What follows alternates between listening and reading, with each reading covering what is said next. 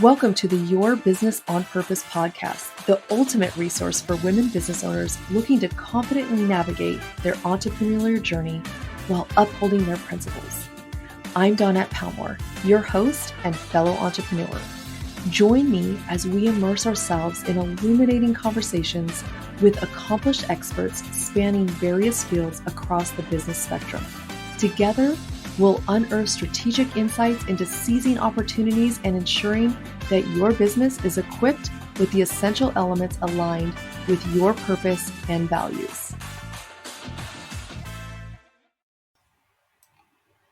Hello, everyone, and welcome back to another episode of Your Business on Purpose podcast. I am your host, Dawnette Palmore, and today my guest and I are going to be talking about finding joy in everything that you do. I'm excited about this because this can mean an array of things. But before we start our conversation, let me introduce you to Dr. Jan.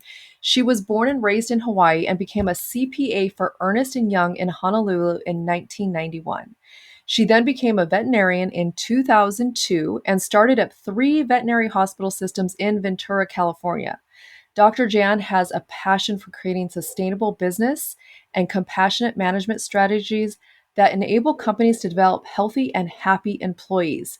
She is also the board chair for NABO National, which you guys hear me talk about all the time. Welcome to the show, Dr. Jan. We are so happy you're here. Aloha, Dawnette. It's great to be here. Thank you for inviting me. Absolutely. So tell us a little bit more about you, because bios don't usually do us any justice, and what you do. That's a great question. Well,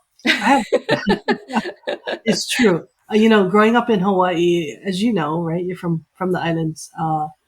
It's such a melting pot. And, I was fortunate enough to have so many different experiences. Even as a CPA for Ernst & Young, there was a variety of different types of businesses like retail, government, hospitality, and the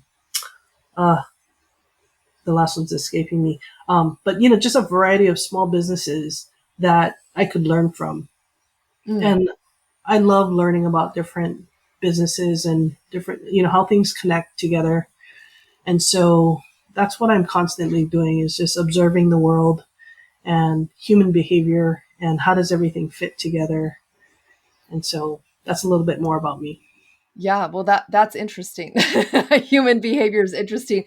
I don't even think there's enough school to even begin to understand true human behavior.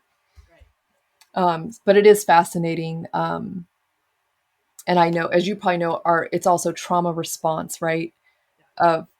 So we can get into the whole thing. But we are here to talk about finding joy in everything, right? Because as business owners, as women, as moms, as all these things that we hold, spouses, significant others, whatever it is, we can get burnt out or we can get stuck in a season. So why do you think, people have all this joy going into something, but then they lose it? I think you just described it, right? It's the stress of the day-to-day, what and who you're responsible for.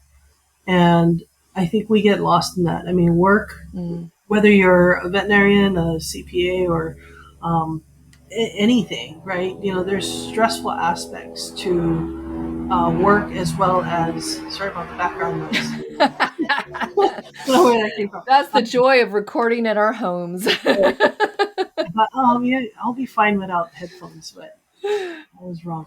But the work itself can be very stressful, and I think we get into like routines, we get into habits, and just go through the motions of life is what I call it. And instead of stopping to really enjoy, like, when I was a veterinarian on the floor, like, as I'm not practicing as a veterinarian anymore, I'm doing more of the business end. But I really enjoy the connecting with my clients, connecting with the patients, and also working alongside my staff, training them, and just laughing. We have a good time at work. And so those are the kind of things I think we lose when we get so stressed out at work. And you said the key word, burnout. It's a thing, it's a big thing in this day and age. So. Yeah. Do you think that's because and I think this is just mainly in America because I don't know if other countries are talking about this, but when you have like Europe who takes holidays, they take months off. You have Chinese New Year, they take a whole month off. Like that, we're just so trying to do so much and we don't take enough time off. Do you think like what is the issue with us? Workaholics to some degree, I guess. And I think that's what, during the pandemic, COVID taught us to slow down and stop, right? And Mm, really, although there were scary things going on, I think the lesson of slowing down and really staying tied in with your family was a really important one. mm, And I think when people came back to the offices or came back to work, I noticed that they don't want to go at that hard intensity anymore, like including for myself. I'm careful of not overbooking my schedule, going to back meetings and things like that. I'm wanting to make sure I'm taking care of myself, as I move back into, my day to day activities. yeah, yeah, same here. It's like when somebody says, "Oh, can we go to lunch?" It's like, "Okay, what is your schedule the next week or two?" So that I'm not overbooking myself or feeling like I'm rushing from thing to thing. And you're right, COVID, I think, really showed us what's truly important. And maybe even what we valued that we didn't realize we valued. Yeah, definitely. So there's always a lesson in everything. So what are some things we can do, like you found joy in just being able to laugh with your employees because, you guys, that's I've been to the vet. I have dogs that my dog has Cushing's disease and she likes to get some kind of cost me $3,000 every 6 months or something.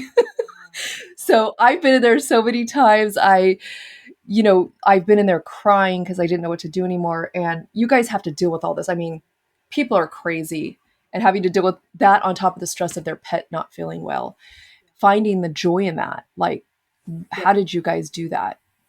It's highly emotional, right? I mean, we have a cute little patient in front of us that can't tell us what's wrong or where they hurt or what they're feeling.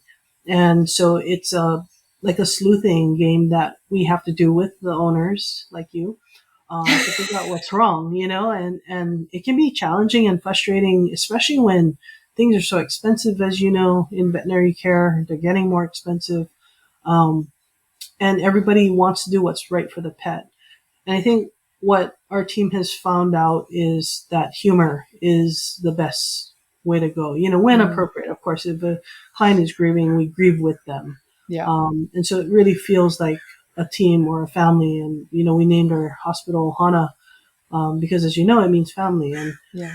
And that's what we would be doing with our family members if there's tragedy in front of us or something to celebrate because the pet got better and overcame some kind of, long-term illness, or we fix them during surgery. We celebrate all those moments. And I Mm. think it's such a roller coaster in our industry. There's highs and lows, and there's a significant degree of burnout in the veterinary industry that a lot of people don't know about, and colleagues of mine that have taken their lives, Oh unfortunately. gosh. So it's, something that we're very cognizant of, but we also try to make sure we're taking the time to be present with each other and to enjoy the people that are in front of us and the pets that are in front of us so that, every day doesn't feel like a grind. Mm, yeah. And we have a very much shortage of veterinarians. So if you guys are listening to this and you feel like you're called to be a vet, please go do it. I literally do not refer my vet out because he is already booked. I It's was true. like, I'm not going to tell anybody else about you because I can barely get in here. Yeah, it's true. We don't have enough veterinarians, and because of the burnout, a lot are leaving the profession at a kind of an alarming rate, or they're cutting their hours back. So Yes, and I think that's good. Like cutting, that's what my vet has done is he's cut his hours back, and he's brought in on some team members, which have helped. I mean, obviously, no one as good as him. Not that you're not, but he's like knows my best. But he's starting to, I think, prevent himself from having that burnout. For sure. because he is constantly on. It is crazy to watch him, but he's so good. Um, so yeah, I think humor is huge, right? They always say like laughing together, Yeah. laughing with people just like gives you this special bond. It's almost like, breaking bread with somebody. You have this special bond with them. And I think you also hit a key ingredient here, which is to treat your employees also like family, and to realize to engage with them and to bring that, like, they can get burnout too. Absolutely. Yeah. And it's sweet, like I went in this past Saturday just to check in on things, and there were 24 donuts on the table. And, it's one of our newer staff members that brought it and thought, everybody's got to work on a Saturday, so why not sugar them up? And Yeah. just a small but sweet gesture, Yeah, and donuts make everybody happy. absolutely. Yeah. So, it's the little things, right? And It is. I I love think that, and I think leaders. Sorry, go ahead. yeah, just appreciating your staff is something that goes a long way for leaders, right, in businesses. Yes. Yes. And I think I was going to say, when you as a leader appreciate your staff, they're going to appreciate each other and show that kindness and compassion towards each other as well. Right. So, what are some other things you do to create that joy in your environment with your employees? We do fun things like we call them shout outs, so like impressions or things where they can give each other pats on the back, Oh, you know. okay. And we do this through this digital tool that we have that, you can give them a gold star or thank them for helping out with, Oh, wow. a certain case or something unexpected. And by doing that, I've I think we've all found that, oh, this person didn't know that they were appreciated by this other staff member until it was, publicly broadcasted on that page. So doing little things like that. The doctors are great about, saying thank you all the time, but also food is a big element in our practice. So, bringing little treats, like the donuts, or we have a staff member that loves to cook. And so Mm. she's now made a little business of her own within the practice where she cooks meals for their lunch, and they pay her Oh, that's to bring the awesome. meal. And I think it's a really cute idea because they're too busy to cook their own, but they know that she's gonna, they pay her a certain amount of money and she brings them a dish that they like, and Wow, that's awesome. yeah, and lunch is prepared. So And then you know that your employees are going to eat, because food is fuel, and we need to be eating. I think as entrepreneurs, and sometimes when we're in busy work environments, we neglect eating, and yeah. then that leads to all kinds of crankiness and things like that. Yeah, so the secret to win most veterinary teams' hearts for whatever reason is food. Bring them a box of candy or, you know, uh, Well, I'm gonna something. thank you for that, because I'm gonna do that for my vet, because they do work really, really hard, um, and they put up with a lot of people's crap. That is so awesome. I love that. So, what are some things we could do in our own lives, as just individuals, to make sure that we're staying joyful, even in the stressful moments, even in the moments that are hard, that we just got to get through. Yeah, I think it's, well, a couple things, right? It's like the self care, being cognizant of what you're doing for yourself. I was very bad at that for years. I still, have my moments, but I'm trying to prioritize, making sure I get enough sleep and Mhm. having a routine in the morning that makes me happy. Like I'll take a dip in my pool and do a cold plunge, which I enjoy, because it Yeah. refreshes and starts my day, wakes me up.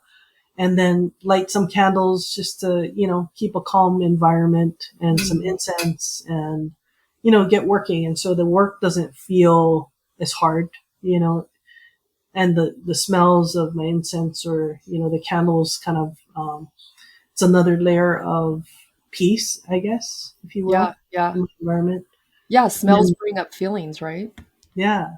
And then connection. So I'll call constantly, not constantly, but consistently my best friend on Sundays. We have a thing. If we're going to be around, and we'll connect on Sundays while we're walking. Oh, okay. And then I noticed like my mom and dad are home in Hawaii and the grandkids are grown up and stuff. So I know they're bored. So I'll try to call home as much as I can, even if it's like during meal prep, and I have some downtime. I can just give a 10-minute or 20-minute call and connect with them. Mm, So, I love that. So it sounds like staying connected with our values and making sure that we're sewing into those. Yeah, I love that. That's just so beautiful. I think as I grow older, I realize how important family is and how important that connection is, and just their presence brings me joy. Like I don't care if we're sitting there doing nothing. I'm just happy to be around them. right. Yeah. And in Hawaii, I mean, I had a lot of that with, the extended family, and those are days that I really miss. Everyone comes over, you have your hibachi, and you're just cooking food and enjoying each other and listening to music. And now that I'm older, the extended family, they're all doing their own thing. Everybody's busy. But that's why, like, I call home just to make sure my mom's okay, and my dad's not. He's a man of very few words. So, but with my mother, I know, and I've heard, like, even in our novel groups, that a lot of people have lost their mothers, and so it's like I don't want to get to that point where she or I, never stayed in touch, and then now I'm regretting it because maybe something happened that I didn't expect, and she's not there for me to connect with anymore. So Yeah, yeah, that's very true. And that's probably a whole nother thing of just, living in the state of forgiveness, um, and looking past those things. I was talking, my husband works for some Armenians, and they said one of their secrets is that, yeah, they are like you. I'm looking at them because they're like yelling at each other. And he goes, yeah, we'll just forget about it when it's over. And I was like, that is probably a good way to live. Like you hash it out and then you're over it. Like it's not something that harbors in anybody's soul or heart, and you guys move on. yeah, And I was like, that's a great concept. We should probably implement that. Um, but I love that. And I think that's, something we need to take with us wherever we go. And also, we want to talk a little bit about Nabo because you guys hear me talk about Nabo all the time. And I think, even as busy entrepreneurs and stuff, giving back, which is what Nabo is also important in keeping the joy in our lives. you mentioned I think the the key organization to me that has brought me a lot of joy, and I joined the board in 2022, so this is my third year. And what I knew Novel has always been a great place to be, right? We have our other women business owner sisters that are so good about checking in, and we've developed these friendships over the years that are never going to go away. And when I joined the board for uh, Nabo National in 22, I really got kind of like a little bit more eye opener into the inner workings of Nabo and how things function and how they pull off these programs, and just all the busy work that goes on behind the scenes that people don't know, and really appreciated them more for sure. Jen Earl, our CEO, and her team are so wonderful and so quiet at the same time Yeah. that you don't know how much time and effort they put in to launching such a successful women's business conference, or even a leadership academy program, or even an online program. There's so much time and dedication that the team has, that I'm appreciative of, but also I find a lot of joy in working with them. You know, Mm. they're good people. They are smart. They're very efficient. They know a lot and they care, and I think they bring that to the table, and it and feeds the membership, fuels the chapters, fuels all of the partners that belong to Novel. And I think definitely, especially in this environment that we're in, it's going to help to promote um, women entrepreneurs, and to stabilize this economy and to help, us get through hard things together. Yeah. Yeah. I'm super grateful for Nabo too, and just, learning about the history and the work that the women that came before us have done to pave this way Oh so my that we can God. continue the path. Yeah. And I know what it's like to put an event on. It's insane amount of work. Yes. Um, and it's not cannot be done by one person. So super grateful for Jen and her team.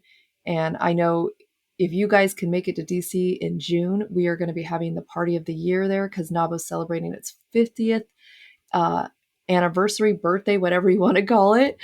And we're also doing advocacy and women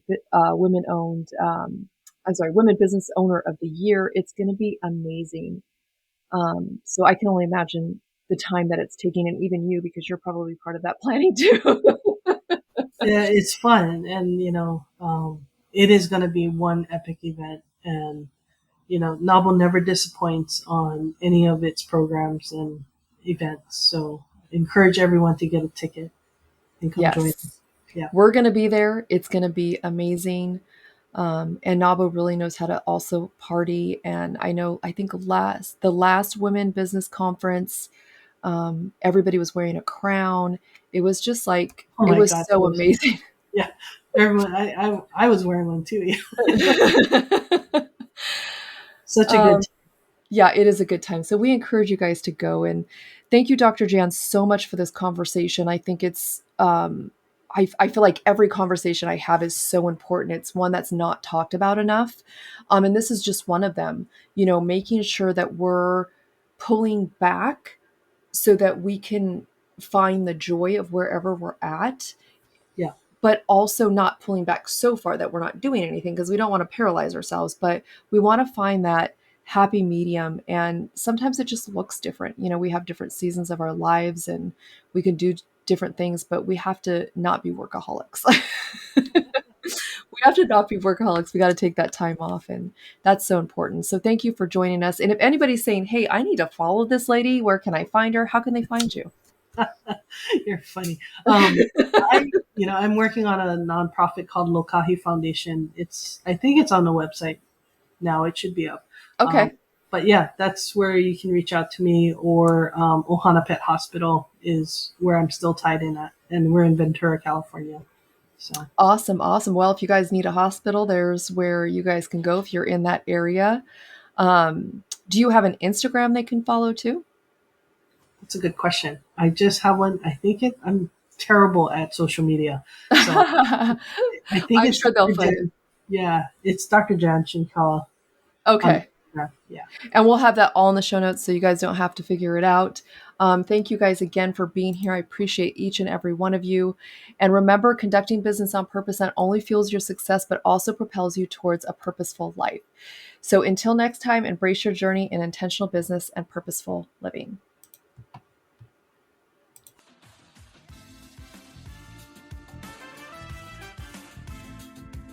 This podcast is dedicated to you and all the incredible women out there breaking chains, pushing through, and striving to make it all work. Your support truly means the world to me. Could you do me a favor? Be a gem and leave a review.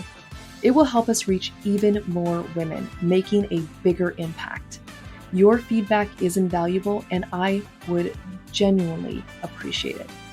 Don't forget to hit that like button and subscribe, ensuring you never miss an episode. Until next week, live a purposeful life in both your business and your finances.